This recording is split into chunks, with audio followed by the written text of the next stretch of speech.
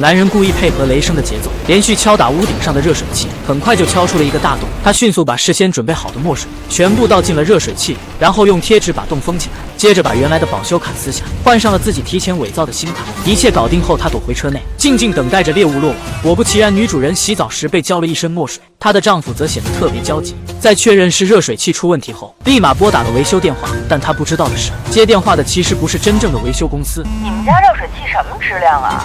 怎么出都是污水啊？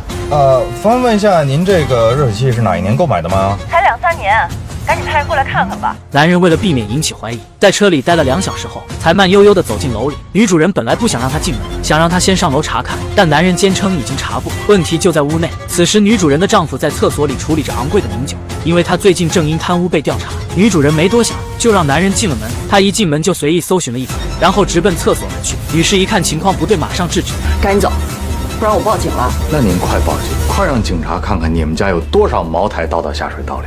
话音刚落，男士掏出口袋里的警察证，原来他正是负责查办贪腐的警官。就在女士还在茫然之际，厕所突然响起一阵声响，男人立马一脚踢开门冲了进去，结果发现厕所里人去楼空，往下一望，只见那贪官已经跳楼了。事后男人并未因为成功破案而获得晋升，反而因为单独办案且违规操作被处罚，当场就被调往农村，也只能怪他过于年轻。如果当初不采取这么极端的调查手段，或许结局会不同。